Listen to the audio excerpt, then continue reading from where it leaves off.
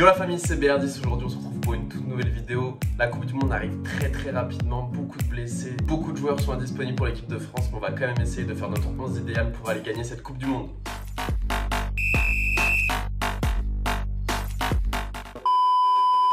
On commence par les gardiens de but, la famille.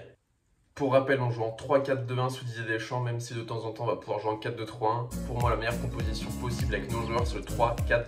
Avant de commencer la composition, la famille, n'hésitez pas à lâcher votre meilleur pouce bleu, à me dire dans les commentaires ce que vous pensez de mon 11, notre 11 idéal pour l'équipe de France, et à vous abonner si ce n'est pas déjà fait. Au gardien, forcément, le capitaine de l'équipe de France, Hugo Lloris. Mike Maignan, son concurrent direct, est blessé, ne sera sûrement pas là à la Coupe du Monde. Ça fait chier parce que moi j'aurais bien vu Mike Maignan jouer quelques minutes pour cette Coupe du Monde et prendre en confiance pour après la Coupe du Monde devenir le titulaire indiscutable. Mais Hugo Lloris, c'est la base, c'est le joueur le plus capé de l'histoire en équipe de France, donc il s'est totalement mérité. Il sera titulaire. Deuxième gardien, je prends Alban Lafont. Très fier aussi de représenter mon pays. Troisième gardien, je prends Alphonse Areola. Franchement, mon cœur il a battu. Pour les défenseurs, je prends quand même Raphaël Varane, même s'il est blessé. Je pense qu'il sera disponible pour la Coupe du Monde. Et puis même s'il n'est pas à 100%, avoir Raphaël Varane dans le vestiaire, je pense que c'est hyper important pour la cohésion de groupe. En titulaire, je prends Presnel Kimpembe à 100%. À côté de lui, pour pallier à l'absence de Raphaël Varane, je prends Saliba. Et en défenseur central gauche, je prends Lucas Hernandez. Je pense que ça fait une défense très sale. Kimpembe, Saliba, Lucas Hernandez, c'est dur de faire mieux. Avec un Benoît Badiachil en remplaçant Lucas Hernandez. Et un Koundé côté droit qui peut être meilleur que Saliba sur certains matchs. Koundé et Saliba en concurrence, ça peut être très beau. Piston droit, Jonathan Klaus avec en remplaçant. Allez, second poteau Pavard. Jonathan Klaus qui est bien plus offensif que Benjamin Pavard et qui est bien plus complet à mon sens, mais pour les matchs compliqués, si on joue le Brésil, l'Argentine, l'Angleterre ou je ne sais qui, peut-être que Benjamin Pavard sera titulaire en tant que défenseur latéral droit, moins piston mais plus latéral droit. Côté gauche, mon petit chouchou Théo Hernandez, très bon offensivement, aussi bon défensivement. Il a les qualités parfaites pour être le piston de l'équipe de France et pour nous marquer 2-3 buts importants dans cette compétition.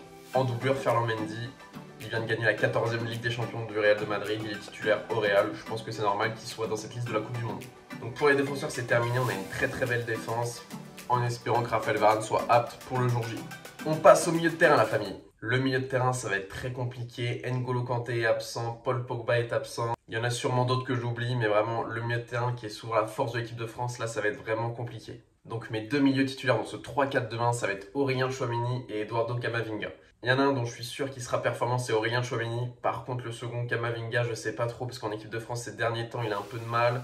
Au Real, il est super bon en tant que super sub, mais en tant que titulaire, c'est un peu plus compliqué. Donc je me demande si c'est peut-être pas le joueur parfait pour être super sub à cette Coupe du Monde et non pas titulaire. Mais quand je regarde qui on peut mettre à la place, on a du Adrien Rabiot, du Matteo Guendouzi, du Thomas Lemar ou du Fofana de Monaco.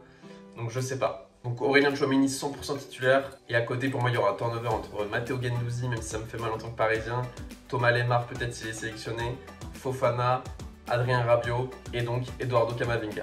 On passe à la partie que je préfère, c'est les attaquants. Il nous reste donc 3 joueurs à aligner dans cette équipe, 3 joueurs offensifs, c'est ce que je préfère. On va aller voir ça tout de suite. Et les mecs, c'est la première fois que je fais une vidéo qui est montée par un vrai monteur professionnel, donc j'espère que le montage vous plaît.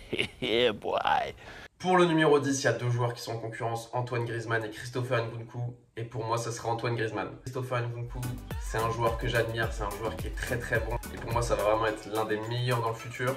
Mais pour l'équilibre dans ce 3-4-2-1, pour moi, Griezmann est primordial. Il a l'expérience des grandes compétitions, il a la confiance de son coach. Et en plus, il défend énormément. C'est un joueur qui a beaucoup de coffres.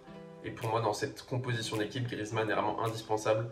Là où Nkunku va être plus offensif, il va avoir moins de replis défensifs qui vont pouvoir nous sauver des matchs. Donc en numéro 10, c'est Antoine Griezmann. Numéro 9, Karim Benzema, forcément. Le numéro 19 d'ailleurs en équipe de France. Voilà, le ballon d'or, que dire de plus? Le ballon d'or du peuple, le meilleur joueur du monde de la saison dernière. Et à côté de lui, le deuxième meilleur joueur du monde de la saison dernière, Kylian Mbappé, forcément. Exceptionnel. Il a fait un début de saison vraiment pas très bon et là il revient très bien, notamment face au Maccabi Haïfa où il nous fait un match stratosphérique. Donc j'espère qu'il va être énorme pour la Coupe du Monde et qu'il va pouvoir nous la faire gagner. Une attaque Benzema, Mbappé avec un numéro 10 Antoine Griezmann ou un Christopher Nkunku qui peut rentrer, ça a franchement de la gueule. Avec bien sûr Olivier Giroud sur le banc, Ousmane Dembélé, Nkunku ou pourquoi pas Moussa Diaby.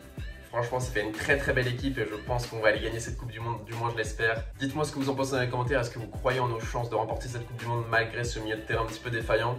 En tout cas, c'était un plaisir de vous faire cette vidéo, c'était BR10, bonne matinée, bonne journée, bonne soirée, bonne nuit, peace!